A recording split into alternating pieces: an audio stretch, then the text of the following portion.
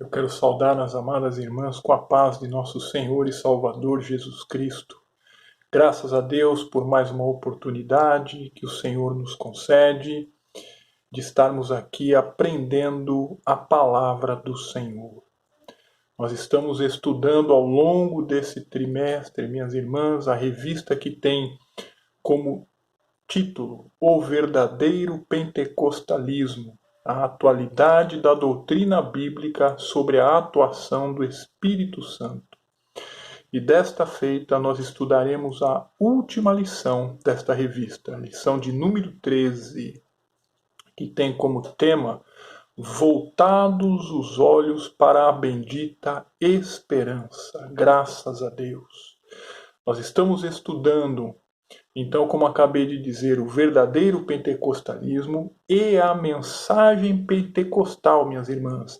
Ela prega que o Senhor Jesus salva, cura, batiza com o Espírito Santo e também que ele breve voltará. Esta é a parte final da pregação do Evangelho completo. Glórias a Deus. Ou seja, é a parte da mensagem que fala a respeito da volta de Jesus e do arrebatamento da igreja. É a escatologia bíblica, que nada mais é do que o estudo das últimas coisas que haverão de acontecer e que devem estar sempre presentes na pregação pentecostal. Jesus veio ao mundo como homem, nascendo numa estrebaria, cresceu entre os judeus, foi julgado, condenado e crucificado, porém ressuscitou ao terceiro dia, subiu aos céus, mas ele nos prometeu que de lá voltaria. Louvado seja o nome do Senhor. Ocorrerá então, minhas irmãs, uma segunda vinda de Jesus. E ele mesmo nos prometeu isso. E isso é importante que nós tenhamos sempre em mente. Quem nos fez esta promessa foi o próprio Senhor Jesus Cristo, conforme está registrado no Evangelho segundo São João, capítulo 14, versículos 1 a 3. São João, capítulo 14, versículos 1 a 3 diz: Não se turbe o vosso coração. Credes em Deus, crede também em mim. Na casa de meu Pai há muitas moradas. Se não fosse assim, eu vô-lo teria dito. Vou preparar-vos lugar, e quando eu for e vos preparar lugar, virei outra vez, e vos levarei para mim mesmo, para onde eu estiver, estejais vós também. Graças a Deus.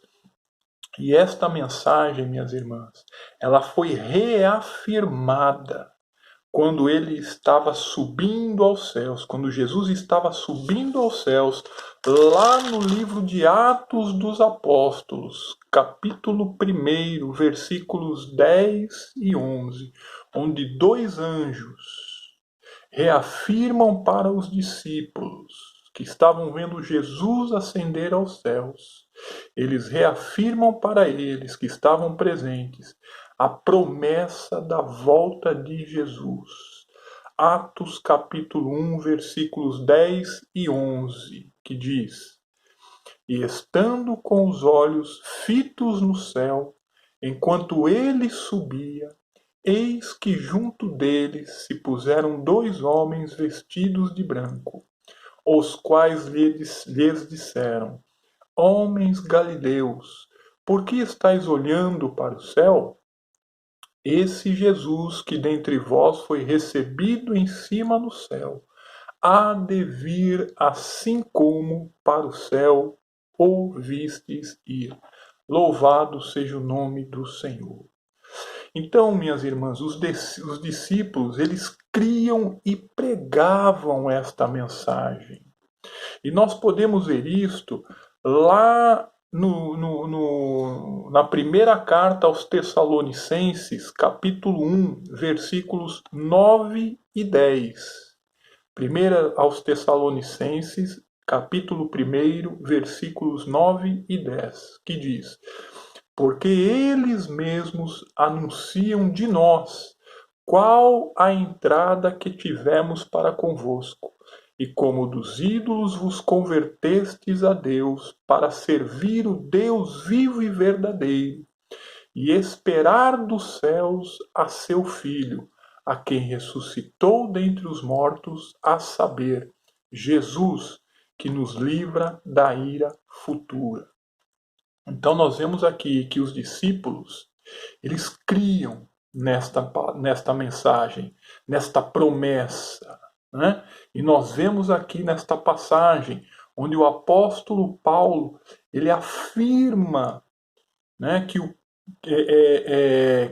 que caracterizava um crente era, em primeiro lugar, que eles, quando acreditaram na palavra, se convertiam dos ídolos a Deus. Era a primeira coisa, né? Eles passavam a servir a Deus e aguardavam Jesus retornar dos céus. E assim, então, ficariam livres da ira futura. É esta a mesma esperança que nós, como cristãos, devemos ter. Escrevendo aos Romanos, o apóstolo Paulo também fala a respeito disso, conforme está registrado lá em Romanos, capítulo 5, versículos 1 e 2. Vejamos o que o apóstolo Paulo também diz à igreja lá de Roma. Capítulo 5, versículos 1 e 2. Tendo sido, pois, justificados pela fé, temos paz com Deus por nosso Senhor Jesus Cristo, pelo qual também temos entrada pela fé a esta graça, na qual estamos firmes e nos gloriamos na esperança da glória de Deus. O crente, minhas irmãs, ele crê em Jesus, permanece firme na fé e ele espera a glória de Deus.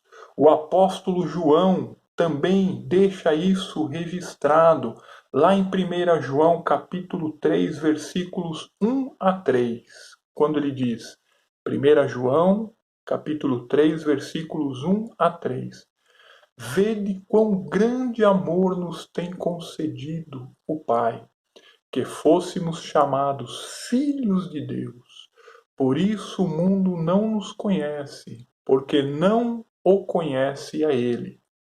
Amados, agora somos filhos de Deus, e ainda não é manifestado o que havemos de ser, mas sabemos que, quando Ele se manifestar, seremos semelhantes a Ele, porque assim como é, o veremos. E qualquer que nele tem esta esperança, purifica-se a si mesmo, como também ele é puro. Como filhos de Deus, nós esperamos, minhas irmãs, a manifestação de Jesus.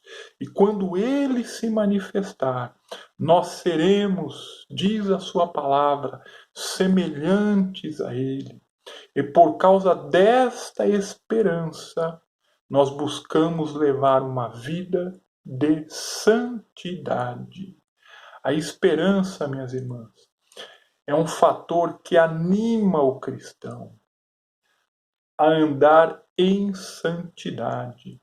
Isto porque ele sabe que está aqui apenas de passagem. Nós somos peregrinos aqui nesta terra, que há uma promessa de Jesus, como nós já lemos, de vir nos buscar. Porém, nós não sabemos quando isso ocorrerá. Então nós temos que estar prontos, preparados, aguardando este acontecimento. Lá em Hebreus, capítulo 12, versículo 14, diz: segui a paz com todos e a santificação, sem a qual ninguém verá o Senhor. Glórias a Deus. Então está escrito aqui, registrado, minhas irmãs, que sem uma vida de santidade, sem uma vida de santificação, nós não conseguiremos ver a Deus. O salvo, quando ele crê em Jesus, ele renuncia àquela vida de impiedade que ele tinha e ele passa a viver uma vida sóbria, uma vida justa e piamente. Isto porque ele está aguardando a bem-aventurada esperança e o aparecimento da glória de Deus e o nosso Senhor Jesus Cristo. É o que Paulo deixa registrado quando ele escreve a Tito, lá no capítulo 2 da carta a Tito, versículos 11 e 13, quando diz: porque a graça de Deus se há manifestado, trazendo salvação a todos os homens, ensinando-nos que, renunciando à impiedade e às concupiscências mundanas, vivamos neste presente século sóbria, justa e piamente, aguardando a bem-aventurada esperança e o aparecimento da glória do grande Deus e nosso Salvador, Jesus Cristo. Graças a Deus. Isto, minhas irmãs, é uma característica da vida cristã, é uma característica do crente. Esperar o retorno de Jesus, esperar aquele grande dia quando Jesus retornar e nos chamar para nos encontrarmos com Ele nos ares e, enfim, nos levar para viver uma vida com Ele, para vivermos e passarmos a eternidade com Ele. Esta é a grande e maior esperança do crente, é a maior esperança da igreja, a volta de Jesus para buscá-la. Graças a Deus, aleluias.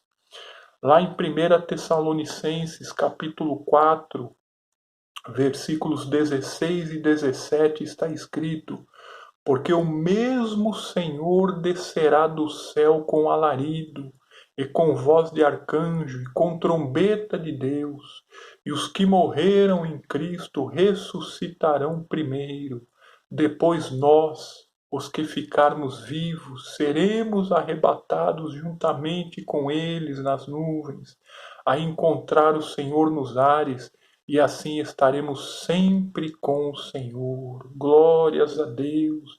Nós vemos aqui, minhas irmãs, que no grande dia do arrebatamento, a igreja do Senhor estará reunida para encontrar com Ele nos ares e, enfim, estar com Ele para todo sempre.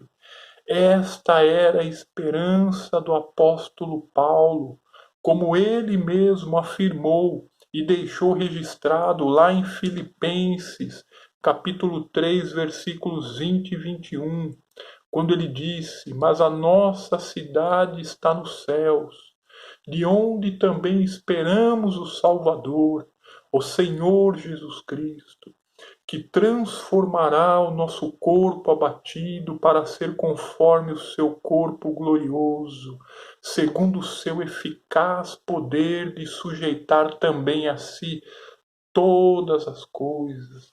Assim como Paulo cria e tinha essa esperança, nós também devemos ter, minhas irmãs, esta mesma esperança, nos apegar a ela, levando assim uma vida de santidade, porque este dia virá. E é a maior, como eu já disse, a maior esperança do cristão, porque foi uma promessa que Jesus nos fez de que um dia virá e levará consigo a sua igreja. Glórias a Deus. Nos dias dos apóstolos, já existiam alguns que afirmavam que a volta de Jesus estava demorando e que talvez ele nem voltasse mais para buscar a sua igreja. E com isso, minhas irmãs, alguns começaram a se desviar dos caminhos do Senhor. E nós vemos uma passagem muito importante na Bíblia Sagrada que nos adverte quanto a esse perigo, né?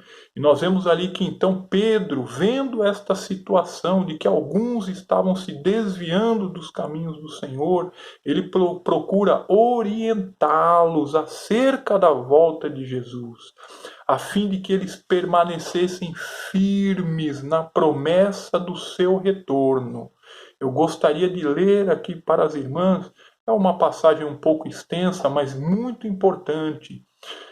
2 Pedro, capítulo 3, versículos do 3 ao 14. Olha o que o apóstolo Pedro diz e deixou registrado.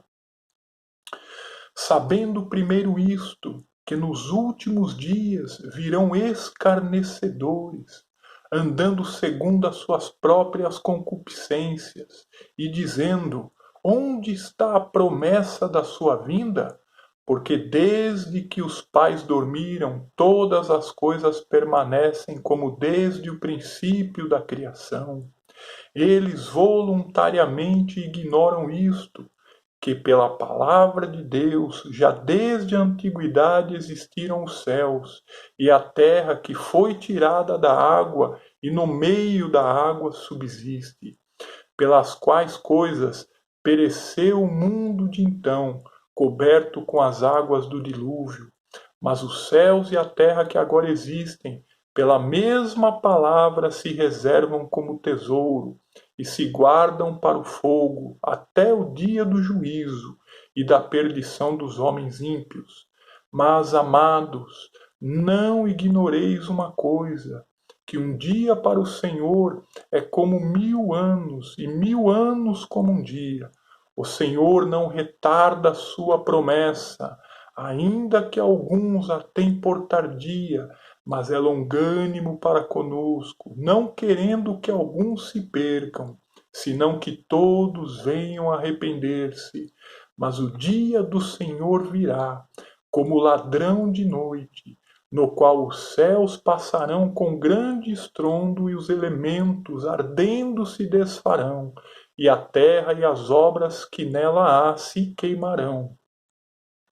Aguardando e apressando-vos para a vinda do dia de Deus, em que os céus em fogo se desfarão e os elementos ardendo se fundirão, mas nós, segundo a sua promessa, aguardamos novos céus e nova terra, em que habita a justiça. Por isso, amados, aguardando estas coisas, procurai que dele sejais achados imaculados e irrepreensíveis em paz. Graças a Deus. A volta de Cristo, minhas irmãs, ela faz parte da mensagem pentecostal. Isto porque a vida cristã plena no Espírito, ela exige uma santificação. E uma das justificativas desta santificação é a esperança da volta de Cristo. Também, lá em Apocalipse 22:17, nós vemos que o Espírito Santo deseja a volta de Cristo.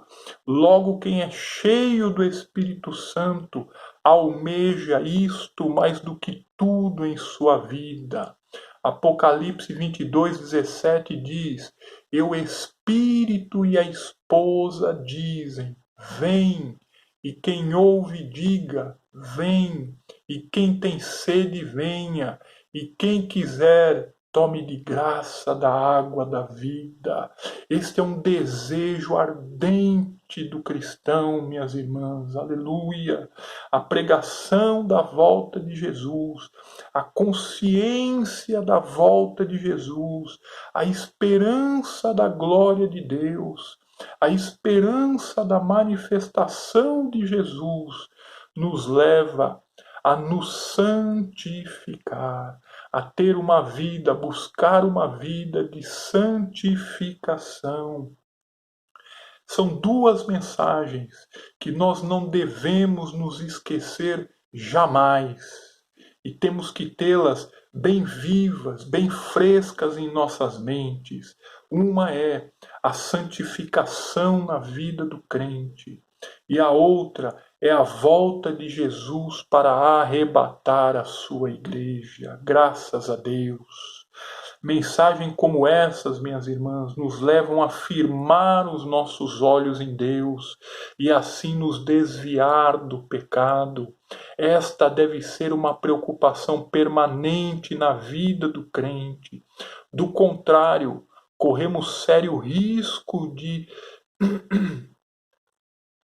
esmorecer na fé e ceder às concupiscências da carne. Lembremos que tudo, minhas irmãs, tudo que Jesus disse que aconteceria no princípio das dores, já está acontecendo. Nós podemos ver guerras e rumores de guerras. Hoje nós temos no mundo quase uma centena de guerras ocorrendo atualmente. Guerras em vários países. Esta situação também causada pela pandemia, mostrando um total descontrole da situação por parte dos líderes mundiais. Consequentemente, isso está gerando um aumento no número de pessoas desempregadas. Dizem que no Brasil já há aproximadamente 20 milhões de pessoas desempregadas e nós não sabemos aonde isso vai parar. Isso está gerando fome e, consequentemente, desemprego aliado à fome gera violência. A gente está vendo as pessoas aí no desespero saqueando supermercados. Nós temos visto um movimento cada vez maior também contra os valores pregados pela palavra de Deus. E tudo isso, minhas irmãs, deve nos deixar alertas para a iminente volta do Senhor Jesus. Minhas irmãs, o verdadeiro pentecostalismo mantém viva a chama da esperança da volta de Jesus. Os verdadeiros pentecostais, ou seja, aqueles que são dirigidos plenamente pelo Espírito Santo, eles mantêm viva em seus corações essa esperança. Essa esperança ela tem que arder constantemente, permanentemente em nossos corações. Nós não podemos jamais perder o foco da vida cristã. Temos que nos santificar a cada dia, manter firme em nossos corações a esperança da volta de Cristo, porque, como já lemos, ele voltará para buscar a sua igreja. O verdadeiro crente pentecostal, minhas irmãs, prega que Jesus salva, ele prega que Jesus cura, ele prega que Jesus batiza no Espírito Santo e que breve ele voltará para buscar a sua igreja. Aleluias! Glórias a Deus! Já estamos concluindo, mas antes eu gostaria de ler um item da Declaração de Fé das Assembleias de Deus no Brasil. O item de número 13 diz: cremos na segunda vinda de Cristo em duas fases distintas. A primeira, invisível ao mundo, para arrebatar a sua igreja antes da grande tribulação. A segunda, esta visível e corporal, com a sua igreja glorificada para reinar sobre o mundo durante 1000 anos. Cremos no comparecimento ante o tribunal de Cristo de todos os cristãos arrebatados para receberem a recompensa pelos seus feitos em favor da causa de Cristo na terra, e cremos no juízo final, onde comparecerão todos os ímpios, desde a criação até ao fim do milênio, os que morrerão durante o período milenial, e aos que ao final desta época estiverem vivos, e cremos na eternidade de tristeza e tormento para os infiéis, e também na vida eterna de gozo e felicidade para os fiéis de todos os tempos. Glórias a Deus. Eu volto a dizer, este é o item de número 13 da nossa declaração de fé das Assembleias de Deus no Brasil.